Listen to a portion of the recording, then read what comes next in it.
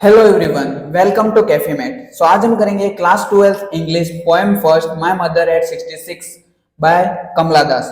यानी कि इस पोएम का हम स्टेंजा एक्सप्लेनेशन देखेंगे, क्योंकि बोर्ड में एक स्टेंजा आपको पूछा जाता है जिसका आपको एक्सप्लेनेशन करना होता है। लेकिन कुछ बच्चे क्या करते हैं कि एक्सप्लेनेशन डायरेक्ट, कोई स्टेंजा गिवन है उन्हें तो वो डायरेक्ट एक्सप्लेनेशन लिख देते हैं, लेकिन वो गलत वे है।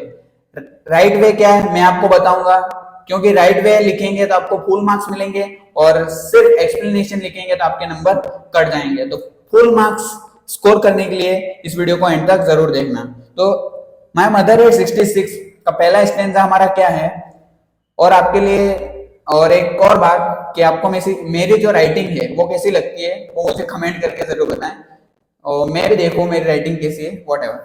सो स्टेंजा फर्स्ट है हमारा, driving from my parents home to coaching last Friday morning. I saw my mother beside me, doors open mouthed, her face ashen like that of a corpse. Corpse का मतलब होता है डेड बॉडी, ठीक है, आपको पता ही होगा। तो इसका ये स्टेंजा आपको बोर्ड में चलो आ गया, गिवन है, तो आप इसका एक्सप्लेनेशन कैसे करोगे? तो देखिए, सबसे पहले आपको क्या करना है कि रेफरेंस लिखना है, यानी कि वो जो स्टेंजा गिवन है वो कौन से पोएम से लिया गया है और वो स्टेंजा कौन से पोएट ने लिखा है वो आपको रेफरेंस में लिखना है। तो रेफरेंस में आप लिखेंगे, These lines have been taken from the poem My Mother at 66, यानी कि ये जो लाइन्स है वो कहां से ली गई है, कौन से पोएम से ली गई है? My Mother at 66। फिर आपको लिखना है कि उसके पोएट कौन है, तो written by the versatile poet Kamala Das. ये हो गया रेफरेंस। हर स्टेंजा में आपको रेफरेंस इस प्रकार ही लिखना है, this lines have been taken from this poem. जो भी पोएम होगी वो मेंशन करनी है और रिटन बाय जो भी पोएट होगा, ठीक है। फिर आपको लिखना है कॉन्टेक्स्ट। कॉन्टेक्स्ट कैसे लिखते हैं? While traveling from her parents home to coaching.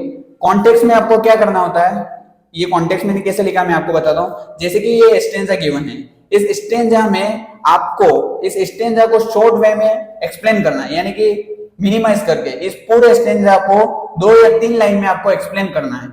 क्योंकि इस स्टेंजा में क्या हो रहा है, एक पोइट है जो अपनी मदर को देख रही है और दुखी हो रही है, तो बस उसका फेस कैसा है वगैरह वगैरह वो सब डिटेल है, लेकिन इसको शॉर्ट वे में आपको क्या करना है, एक्सप्लेन करना है, उसी को कहते हैं context.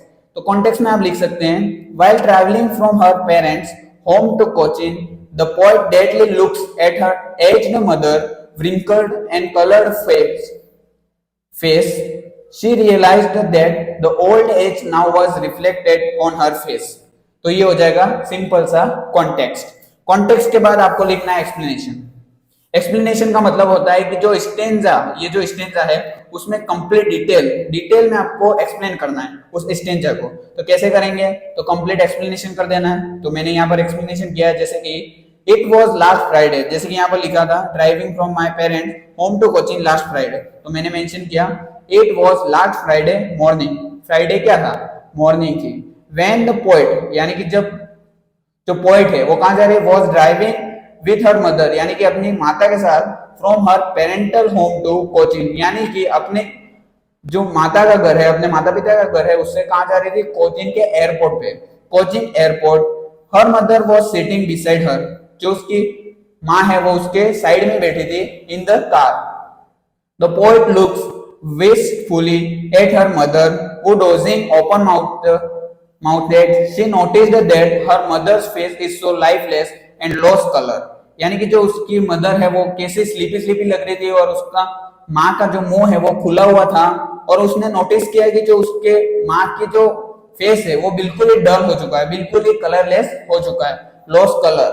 It looks as she were dead, यानी कि वो एक जिंदा लाश की तरह उसकी मदर दिख रही थी। This sight is very saddening to the poet, और ये जो चीज थी वो एक पोएट के लिए, अपनी माँ को इस प्रकार देखना उसके लिए बहुत ही दुखजनक था। अब आ जाता है एक्सप्लेनेशन। अब कुछ बच्चे क्या करते हैं, एक्सप्लेनेशन तक लिखते थे, उनको यहाँ तक लिखोगे तो भी आपको पूरे नंबर मिल जाएंगे, लेकिन तो impress the examiner you have to write figure of speech, यानी कि उसको थोड़ा और एक्सप्लेन करना कि स्टेंजा में कैसे लैंग्वेज का यूज किया गया, कैसे स्पीच का पोएट ने यूज किया है, उसको एक्सप्लेन करना है। तो सिमिल क्या होता है, आप मुझे कमेंट करके बताना, अगर आपको नहीं पता तो मुझे कमेंट करके बताएं, मैं आपको एक्सप्लेन करूंगा। तो यहाँ पर सिमिल जो है इस स्टेंजा में, वो है like that of a cops. Metaphor इस स्टेंजा में है कॉप्स यानी कि जिंदा लाश, और यहाँ पर मीनिंग क्या निकलती है, डोज यानी कि स्लीपी, जो आधी स्लीप मतलब जबकि लेते हैं उसको कहते हैं डोज, और होता है कॉप्स यानी कि डेड बॉडी, ये हो जाएंगी मीनिंग। तो ये हो गया स्टेंजा का थोड़ा मतलब थोड़ी एक्स्ट्रा जानकारी, जिससे कि एग्जामिनर इंप्रेस होगा और उसे अच्छा लगेगा। अगर ये पूरा एक्सप्लेनेशन पूरा आप इसका स्क्रीनशॉट भी ले सकते हैं अगर आप लेना चाहते तो ये फर्स्ट स्टेंजा है from driving from my parents से लेकर कॉप्स तक। और हाँ, आपको जब एग्जाम देते हैं बोर्ड में आपको डायरेक्ट लिख देना है ड्राइविंग फ्रॉम डैश डैश करके कॉप्स, जहां तक भी स्टेंजा लास्ट तक गिवन है वहां डैश डैश करके, आपको पूरा स्टेंजा नहीं लिखना है, आपको शुरुआत रेफरेंस कॉन्टेक्स्ट एक्सप्लेनेशन यहां से करनी है, ठीक है। तो और ये है हमारा फर्स्ट स्टेंजा। सेकंड स्टेंजा मैं जल्दी कवर करूंगा। अगर ये फर्स्ट स्टेंजा अच्छा लगा तो लाइक करें और अपने दोस्तों के साथ भी शेयर करें, और उन्हें भी बताएं कि ऐसे क्या करते हैं, स्टेंजा को एक्सप्लेन करते हैं। डायरेक्ट एक्सप्लेनेशन करने से आपको नंबर नहीं मिलेंगे। और आप चाहे तो स्क्रीनशॉट भी ले सकते हैं इसका, ताकि आप होमवर्क कर सकें, क्योंकि अगर आप एज इट इज ये स्टेंजा आ गया और ये एक्सप्लेनेशन लिख देंगे तो आपको पूरे में से पूरे नंबर मिलने के चांस है, आपको पूरे नंबर मिल जाएंगे। तो ये हो गया रेफरेंस, ये हो गया कॉन्टेक्स्ट, फिर आ जाएगा ये एक्सप्लेनेशन, और ये हो जाएगा figure of speech. I hope आपको समझ में आया होगा, and thank you for watching. मिलते हैं नेक्स्ट वीडियो में, तब तक के लिए स्टे ट्यून्ड।